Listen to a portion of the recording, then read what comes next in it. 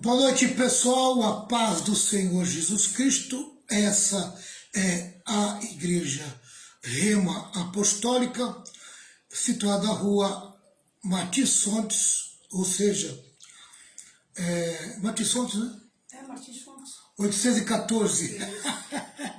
Ai, meu pai do céu. A Avenida Martins Fontes, 814, Cubatão, bairro Vila Nova. Eu sou o pastor Valmir Reis, sempre procurando, todas as quarta-feiras, estar aqui junto com vocês na Escola de Discípulo. Hoje nós estamos estudando o livro de Tiago e nós vamos ver do versículo 4, do 1 até o 3. Muito bom estar com vocês aqui essa noite. Esteja ligado e deixa Deus trabalhar no seu coração. Pessoal, já está chegando aos pouquinhos. Já estou vendo aqui o Egilson, já estou vendo o Adelso. Boa noite, Egilson. Boa noite, Adelso. Boa noite, Ana Margarete. Boa noite, Beth. Boa noite, pastora Renata. Boa noite, na paz. Em nome de Jesus.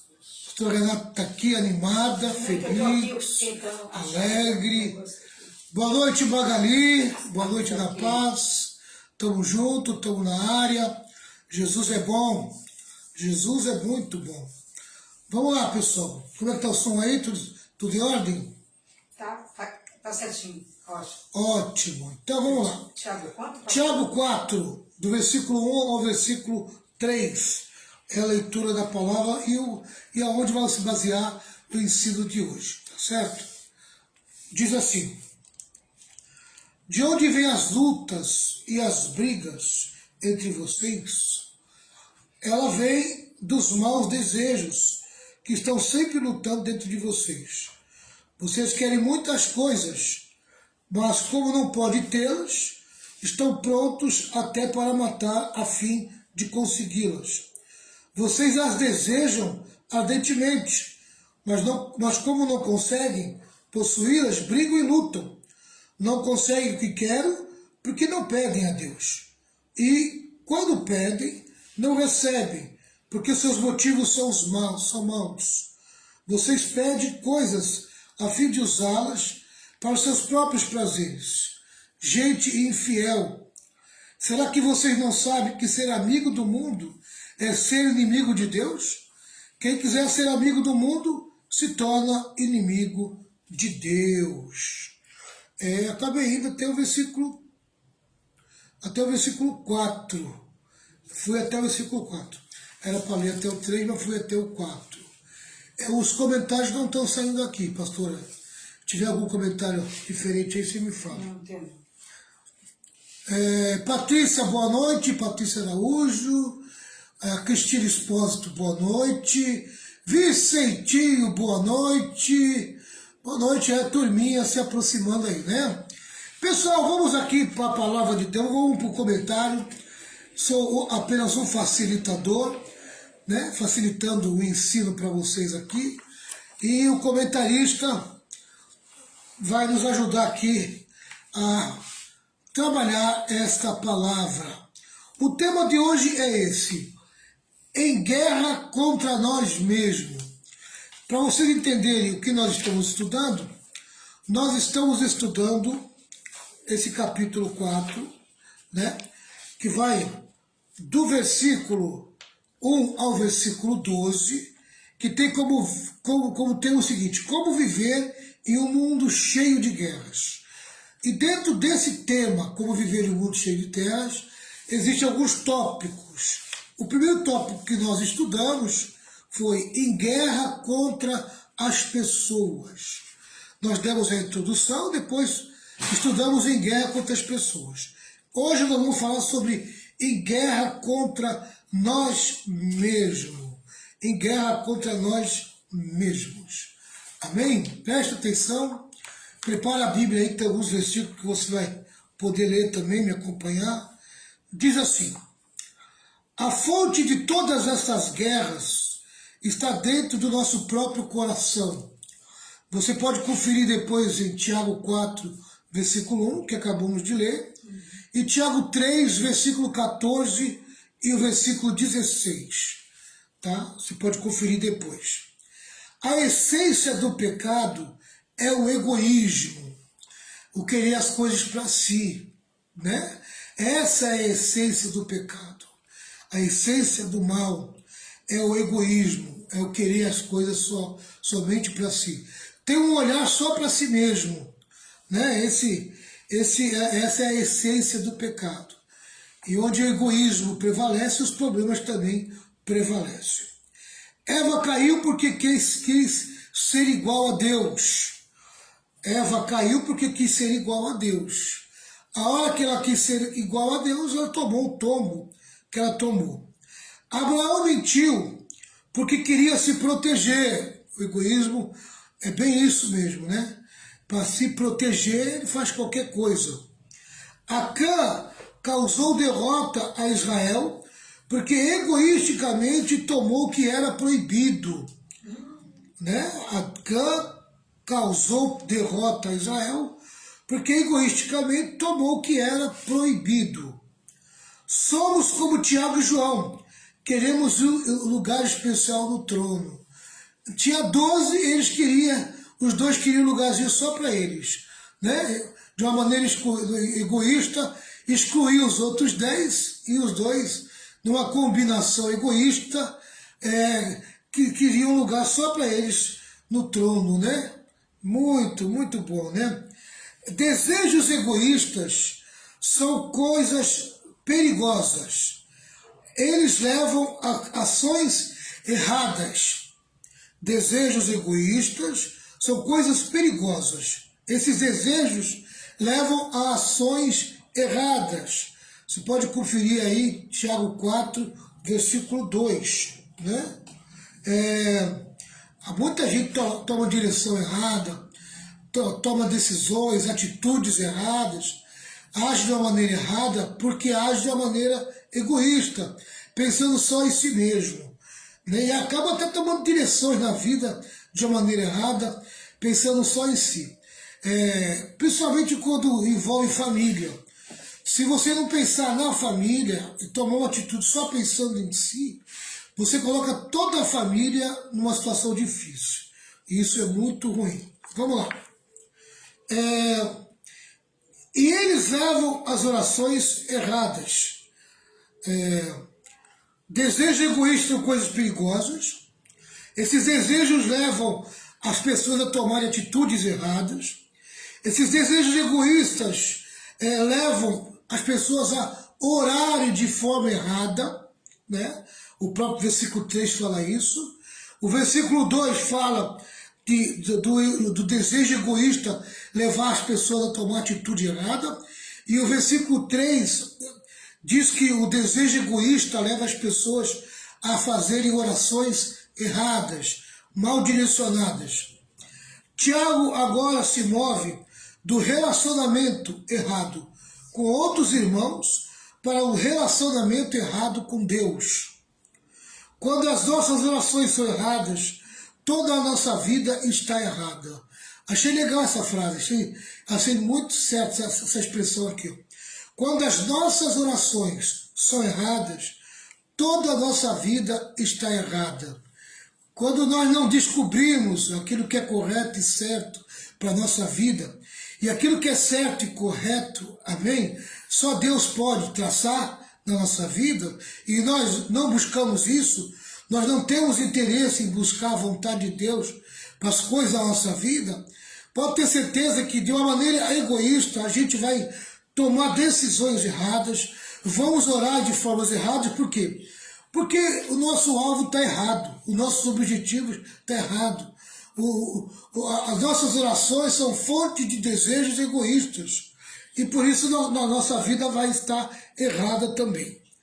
Nossas orações não são respondidas quando há guerra entre os irmãos e paixões dentro do coração. Amém? Quando temos guerra com os irmãos, temos a comunhão interrompida com Deus. A oração seria a solução, mas na prática a oração não funciona. Então, quando existe perda de comunhão com o irmão, você não tem comunhão com algum irmão, isso vai prejudicar na tua relação com Deus. Vai prejudicar você na tua relação de oração. A tua oração ela vai estar interrompida, porque tua comunhão com Deus está interrompida. Percebe? Então, aquilo que traria solução para a tua vida, que era a oração, vai deixar de existir. Por quê? Porque a tua oração não está funcionando. Por quê? Porque você tem aí alguma coisa contra algum irmão. Você está em guerra contra algum irmão e não consegue falar com essa pessoa. A oração seria a solução, mas na prática a oração não funciona. Porque ela está motivada pela mesma razão que provoca as contendas. Amém? A mesma razão que está provocando as contendas e que provoca a contenda entre você e teu irmão, está levando você a direcionar as tuas relações de uma maneira errada. Tá? Ela tira uma radiografia do nosso interior. Vou voltar para cá que eu pulei muito aqui. Né? Há um mandamento chamado o seguinte: não cobiçarás. É o 10º e último mandamento da lei. Por meio dele, tomamos conhecimento da malignidade do nosso pecado. A cobiça dentro de nós revela que o pecado está dentro de nós. Romanos 7,7 diz assim. Romanos 7,7. Romanos 7,7.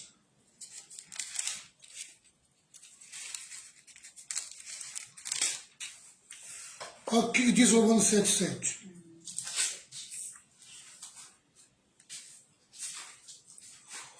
O que vamos dizer então? Que a própria lei é pecado? É claro que não. Mas foi a lei que me fez saber o que é pecado. Pois eu não saberia o que é a cobiça se a lei não tivesse dito, não cobice. Amém? Então, a lei, ela me faz ver o pecado dentro de mim. A lei revela o pecado dentro de mim. Tá? Então, por isso que aqui está escrito assim, ó. Não cobiçarás é o 10º e último mandamento da lei. Por meio dele, tomamos conhecimento da malignidade do nosso pecado. E como ele está dentro da gente, né? E como ele está dentro da gente. A cobiça está dentro da gente. O egoísmo está dentro da gente. E a gente precisa vencer tudo isso. Ele descobre não nossos atos, mas nossos desejos e intenções. Ele tira uma radiografia do nosso interior. Quebramos toda a lei quando quebramos esse mandamento. Desejo egoísta e oração egoísta conduzem à guerra. Se há guerra do lado de dentro, haverá guerra do lado de fora. O nosso coração é o laboratório onde as guerras são criadas. A estufa onde elas germinam e crescem. O campo onde elas dão o seu fruto maldito. A verdade é uma só. Amém?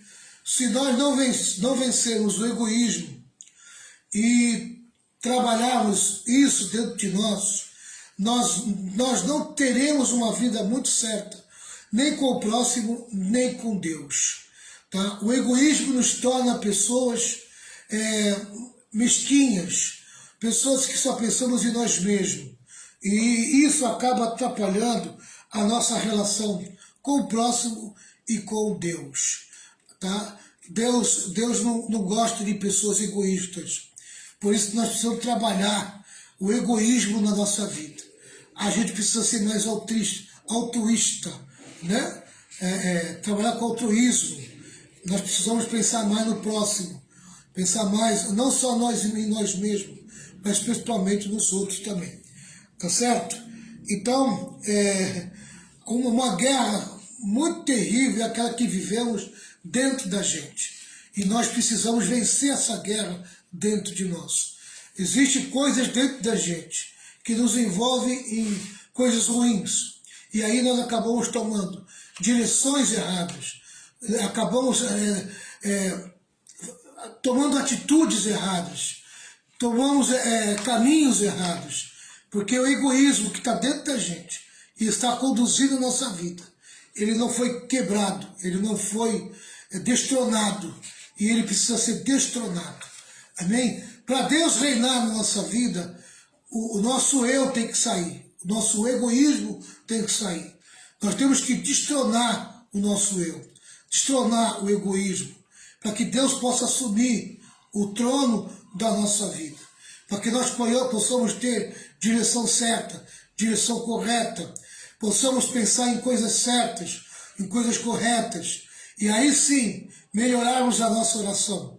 Porque se nós melhorarmos a nossa relação com Deus, nós vamos melhorar a nossa relação com o próximo, automaticamente nós teremos a direção certa para a nossa vida.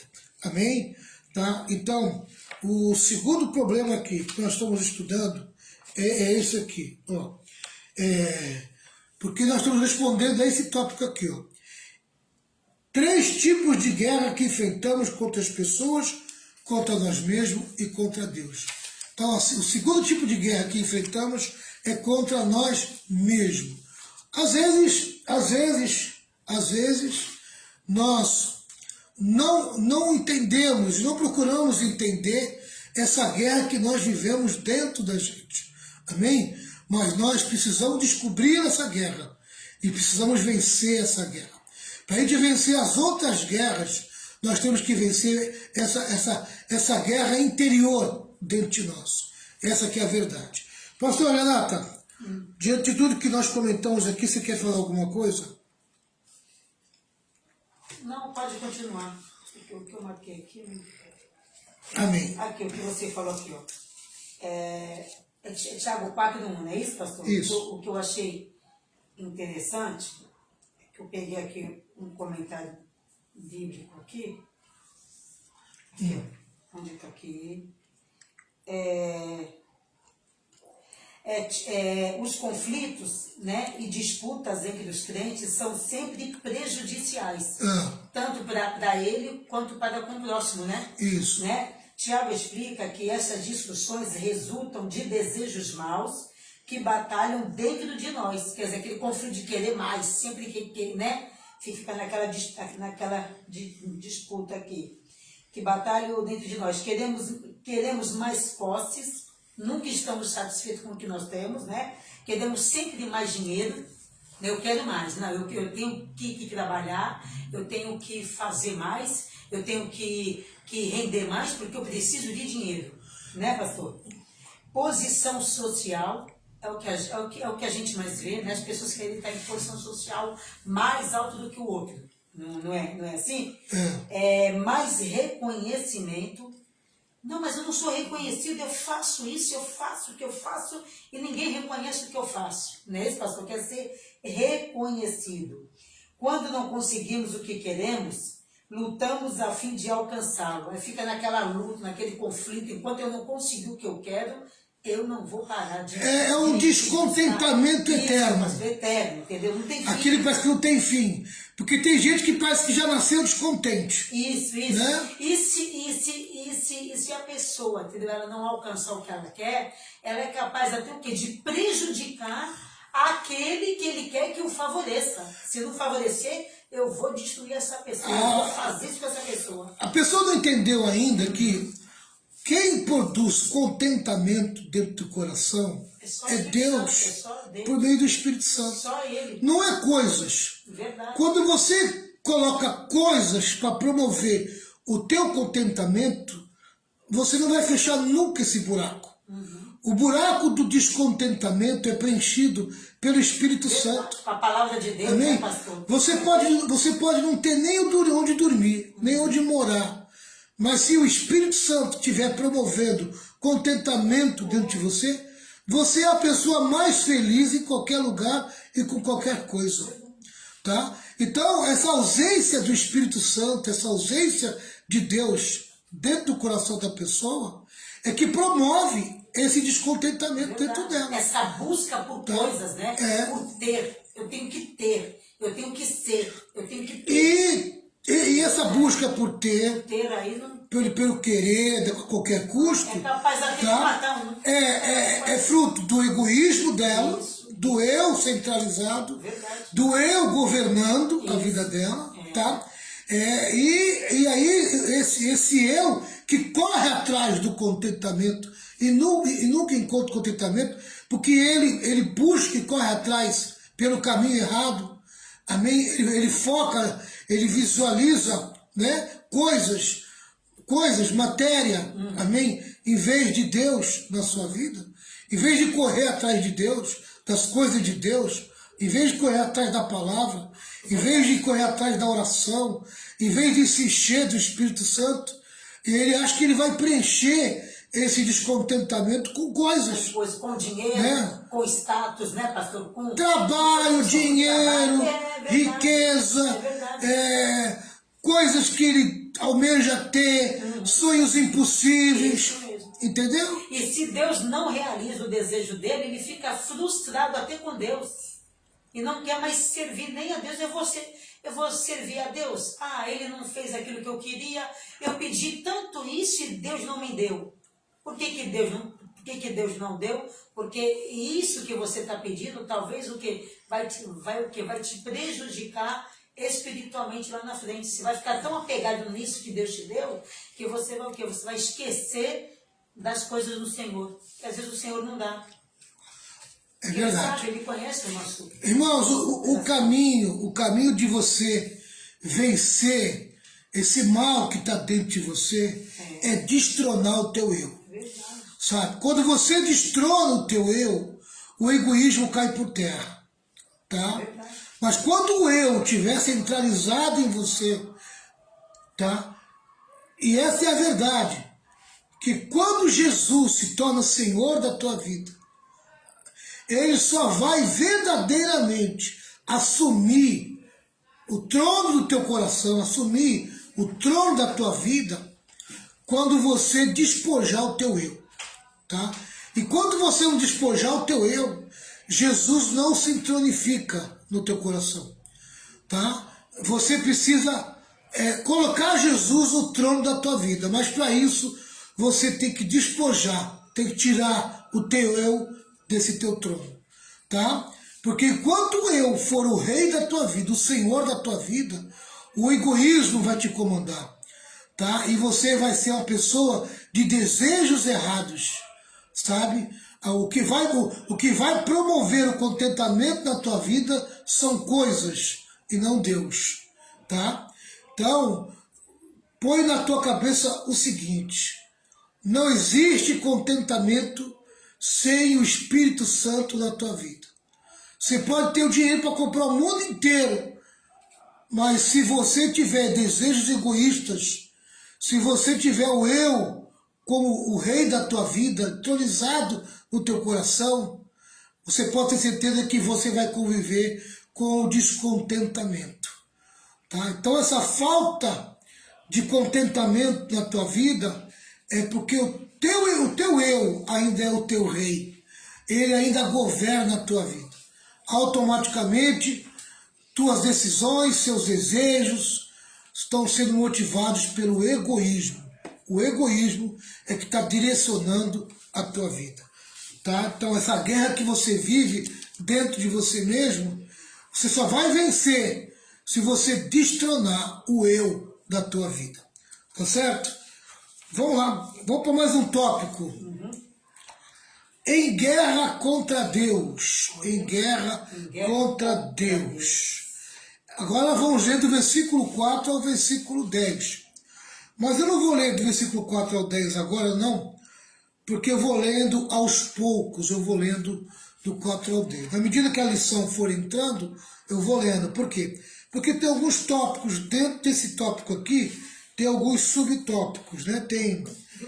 Só um pouquinho. Em guerra contra Deus é Tiago 4? Tiago 4, do versículo 4 ao 10. 4 do 4 ao 10? Isso. Tá. Vamos lá. A introdução desse tópico. Em guerra contra Deus. A raiz de toda guerra é rebelião contra Deus. Mas como um crente pode estar em guerra contra Deus? Essa é a pergunta. cultivando amizade com inimigos de Deus. Se você cultiva amizade com coisas que são inimigas de Deus, você pode ter certeza que você vai entrar em guerra contra Deus, tá? Tiago cita 3 inimigos com quem não podemos ter amizade, se desejamos viver em paz com Deus. Se você deseja viver em comunhão com Deus, viver em paz com Deus, você vai ter que identificar esses 3 inimigos de Deus para que você não se relacione com ele. E se por acaso você está relacionado com ele, não dá para você ter relação com ele, com os inimigos de Deus, e ter relação com Deus. Não dá para viver em paz com Deus, convivendo com os seus inimigos. Vamos lá. Tiago fala de tentações que estão fora de nós. O mundo e o diabo. E tentações que estão dentro de nós. A carne ou a natureza pecaminosa. Então, o mundo, o sistema, né? O sistema adotado pelas pessoas do mundo, o sistema de valores adotado pelo mundo, tá?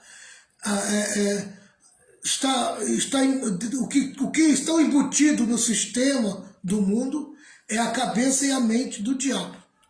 Tá? O diabo colocou a sua cabeça, sua forma de pensar, no sistema que governa o mundo. Tá? Então, os valores do mundo, tá? Tudo aquilo que governa esse sistema mundial tem a cabeça de Satanás. O mundo é inimigo de Deus. Tá? O próprio diabo é inimigo de Deus. O diabo é o cabeça pensante, tá? De tudo aquilo de mal que acontece no mundo e na vida das pessoas. Tá? O diabo é o cabeça pensante disso tudo. A carne, ou natureza pecaminosa, amém? Faz parte do cabeça pensante, que é o diabo. E a natureza pecaminosa foi embutida no homem. Quando o homem peca, amém? Quando o homem peca, ele assume essa natureza que pertencia somente ao diabo. O primeiro, ou o pai do pecado, é o diabo. O diabo foi o primeiro ser criado por Deus a pecar contra Deus. E quando ele peca, ele se torna o pai do pecado. Tá? Então, todo o poder do mal, todo o poder do pecado ficou para ele. E ele passou para o homem e passou para o mundo. Tá? Ele criou esse mundo, é um mundo criado, falando a cabeça pensante do mundo. Não estou falando a natureza, não. Tá? Não estou falando a natureza, não estou falando o natural. Tá? Estou falando como cabeça pensante. O diabo é o cabeça pensante desse mundo. A Bíblia diz que o mundo jaz no maligno. O mundo, esse sistema de vida, esse sistema de valores aí, amém? Tem como cabeça o diabo. Foi o diabo que criou esse pensamento maligno que o mundo adotou e que o mundo vive. Tá? Ele é o cabeça pensante do mundo, do sistema. Tá? Então, o mundo é inimigo de Deus, o diabo é inimigo de Deus e a natureza pecaminosa é inimiga de Deus. Tá? E por isso que nós não podemos ter amizade com nenhum dos 3. Nós não podemos viver uma relação com o mundo e querer ter uma relação com Deus. Ou nós vamos amar a Deus ou nós vamos amar o mundo. Não dá para amar os 2. Ou nós vamos se relacionar com Deus ou vamos se relacionar com o diabo. Ou vamos se relacionar com a natureza de Deus, com o Espírito Santo e viver os frutos do Espírito, ou vamos viver a natureza pecaminosa e praticando as obras da carne. Então não tem como ligar um ao outro, não tem como viver de uma forma misturada, é um ao outro, tá? Então vamos falar em primeiro lugar do inimigo chamado mundo, tá? Então em primeiro lugar Tiago fala do mundo como um inimigo, tá certo? Inimigo de Deus. Tiago 4, versículo 4, diz assim, Tiago 4:4. Gente infiel, será que vocês não sabem que ser amigo do mundo é ser inimigo de Deus? Quem quiser ser amigo do mundo se torna inimigo de Deus. Amém? Quem quiser ser amigo do mundo se torna inimigo de Deus. Vamos para o comentário. Diz assim, a palavra cosmos, no grego, foi empregada em um sentido ético, para indicar uma sociedade corrupta ou o princípio do mal que opera sobre os homens. Amém? Tá, então, o que impera sobre os homens, sobre o sentido ético do mundo, tá? O cosmos é tudo isso, é o que governa os homens que estão no mundo, tá? E que indica uma sociedade corrupta. Amém? Foi adotado por Satanás. Satanás é que adotou isso. Ele criou isso. Ele fez o mundo para ele. Tá? Isso tudo é o princípio do mal que opera nos homens. Vamos lá. O mundo aqui é a sociedade humana com seus valores, princípios e filosofia, vivendo a parte de Deus. Amém? Tá? Quer dizer, vive de uma maneira contrariando a palavra de Deus. Tá? O mundo trabalha contra a palavra de Deus. Tudo que a palavra de Deus diz que é certo, amém? O mundo diz que está errado. Tudo que a palavra de Deus diz que está errado, o mundo diz que está certo. Tá? Então, ele trabalha para contrariar a palavra de Deus. Esse é o mundo. Tá? O mundo está intoxicado pelos valores, pelos princípios e filosofia, amém? Que contraria a Deus. Quer dizer, o cabeça pensante Satanás, que criou o mundo, colocou a sua forma de pensar nos valores, nos princípios e na filosofia de vida dos homens deste mundo. Tá? E digo mais, viu? Na medida que o tempo vai passando, o mundo vai de mal para pior. Porque o tempo é pouco para Satanás.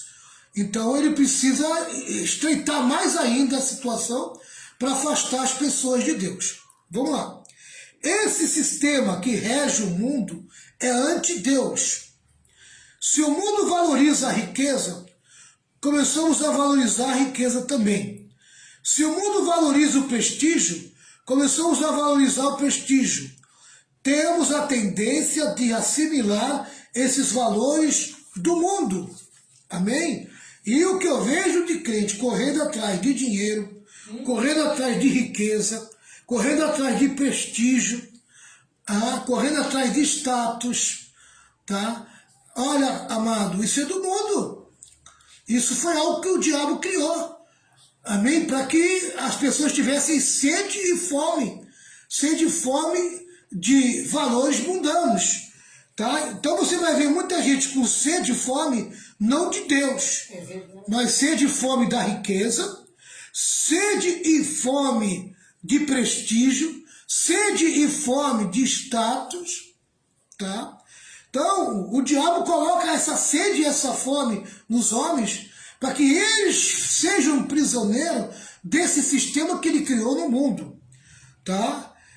As pessoas têm a tendência de assimilar esses valores mundanos. Um crente pode tornar-se amigo do mundo gradativamente.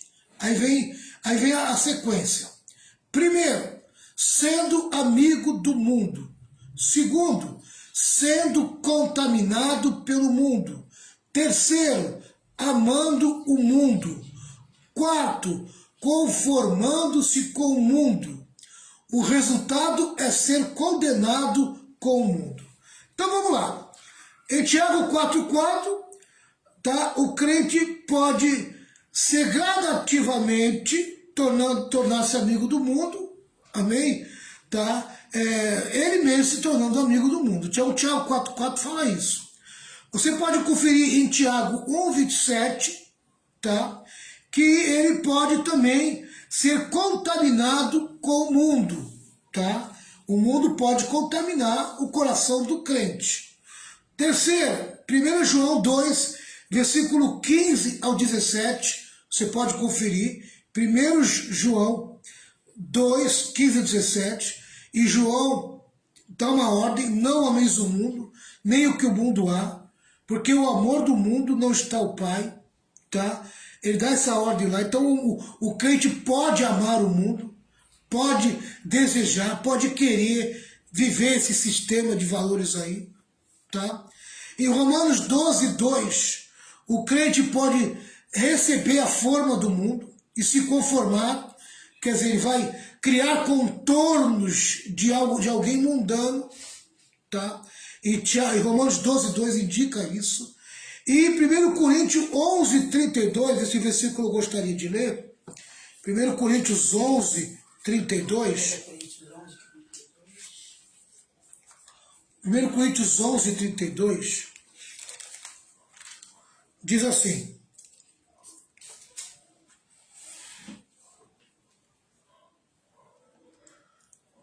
mas somos julgados e castigados pelo Senhor, para não sermos condenados com o mundo. É a passagem da Santa Ceia, né? É a passagem da Santa Ceia. Portanto, mas somos julgados e castigados pelo Senhor, para não sermos condenados junto com o mundo. Então, eu vou repetir tudo isso aqui que eu falei, para ver se ficou encaixado no teu coração. Um crente pode tornar-se amigo do mundo gradativamente. Então, de uma forma gradativa, num processo, ele pode se tornar amigo do mundo. Em Tiago 4,4, ele fala que se ele se tornar amigo do mundo, ele vai acabar virando seu amigo de verdade. Segundo, sendo contaminado pelo mundo, Tiago 1,27. Terceiro, amando o mundo, 1 João 2, 15 e 17. E o quarto, conformando-se com o mundo, em Romanos 12, 2. E o resultado de tudo isso é ser condenado com o mundo, 1 Coríntios 11, 32. Em 1 Coríntios 3, 11 ao 15, nós podemos conferir ali também: assim serão salvos, como que por meio do fogo. Amizade com o mundo é uma espécie de adultério espiritual. Deixa eu ver aqui o que o autor está querendo dizer aqui com 1 Coríntios 3, do 11 ao 15. 1 Coríntios 3, do 11 ao 15.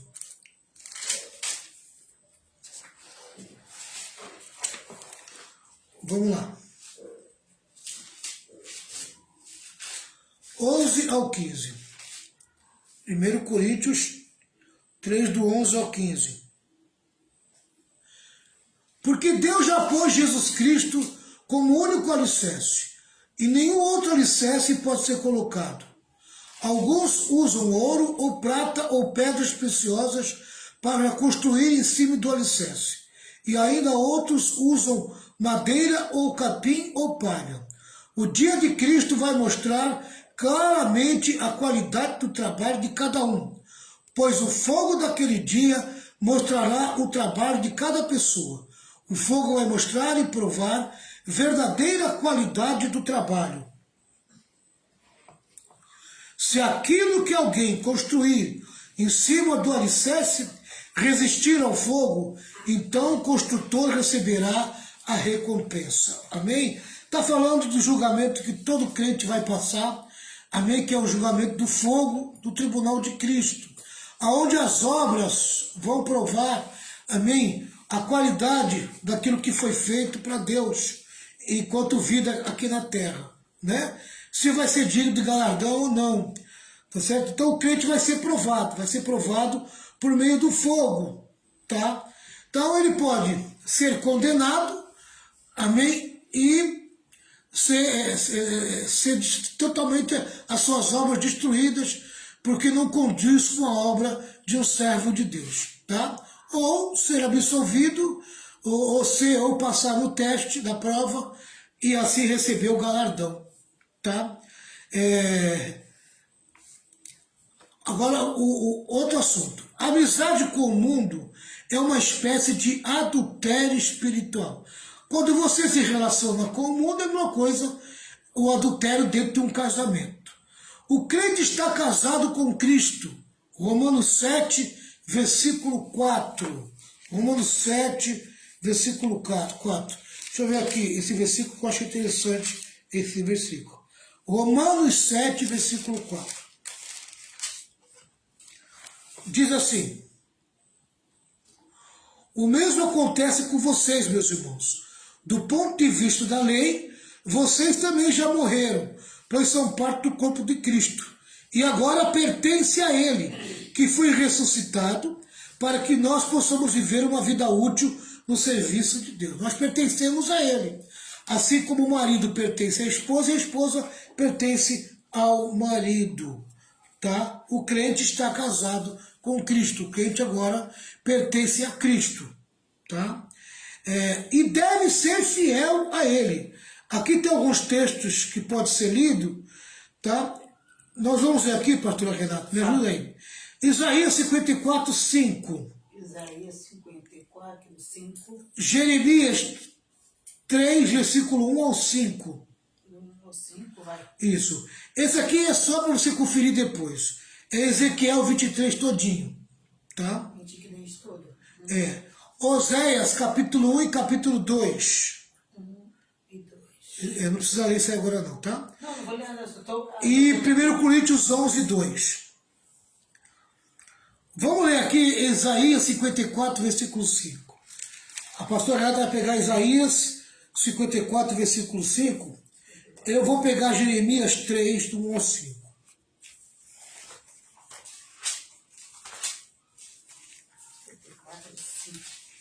Pode ler? Pode ler, pode ler.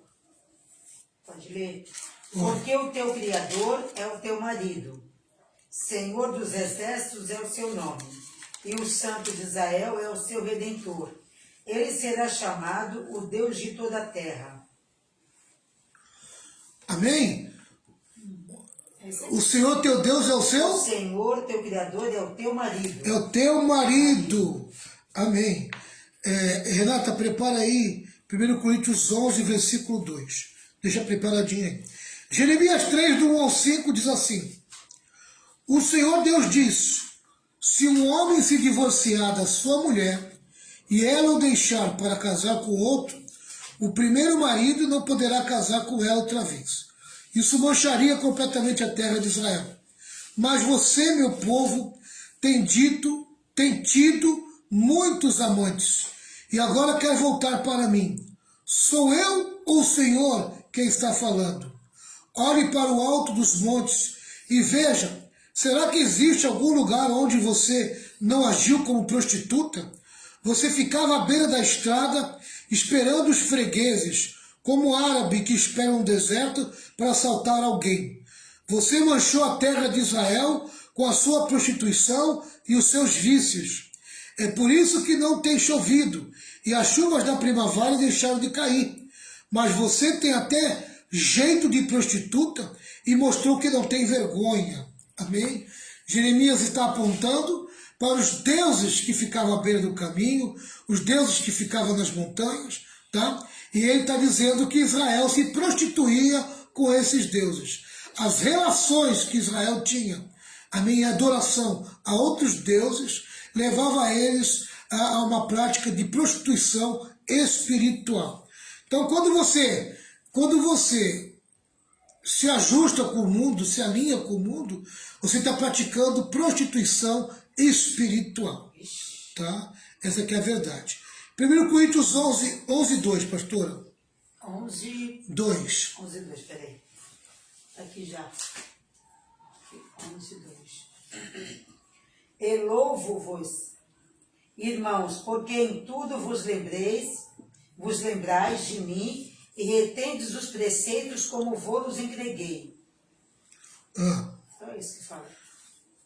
Só isso. 1 Coríntios 11, 2. 11, 2, esse aqui. Instruções acerca da adoração pública, como as mulheres devem apresentar-se na igreja. É 11, 2, esse aqui. 1 Coríntios 11, 2. Não é segunda, não? É 2, 2. Porque se eu vos entristeço, quem é que me alegra? Se não aquele que por mim foi conquistado, não, né? Não, ei. É. 1 Coríntios 11 e 2. Esse aqui. Deixa eu ver aqui. O que está querendo dizer com isso? O que é que eu vejo aqui nessa linguagem? Cadê?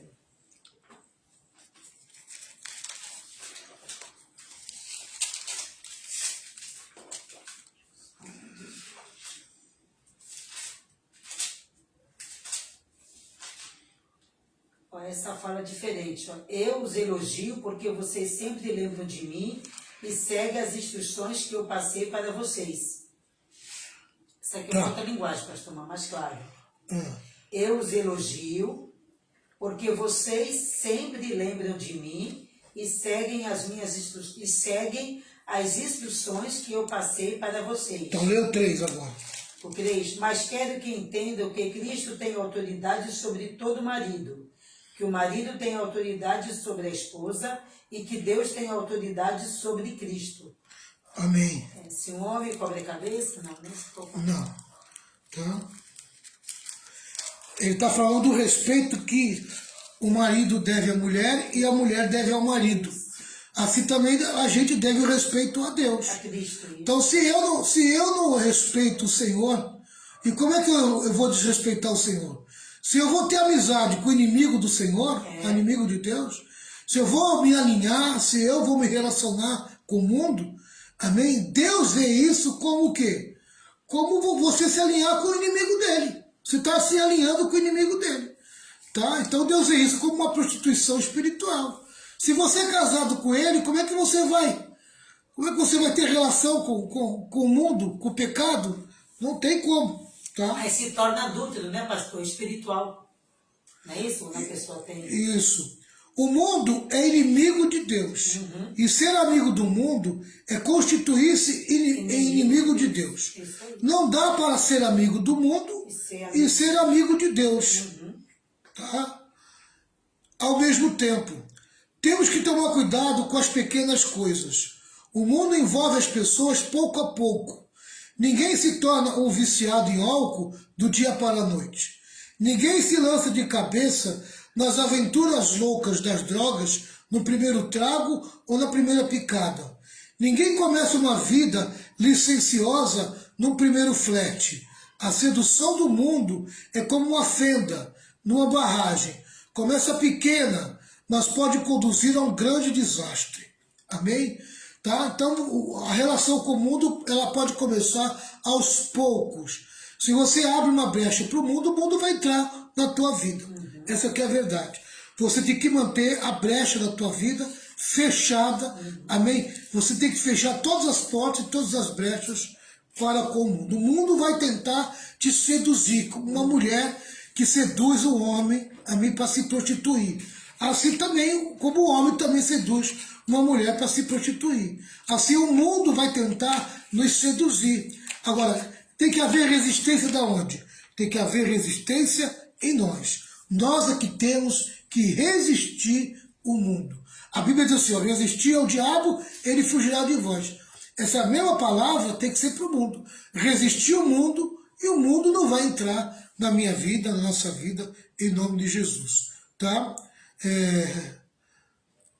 Então a gente tem que tomar cuidado com as pequenas brechas que a gente acaba abrindo e acabamos deixando o mundo entrar no nosso coração.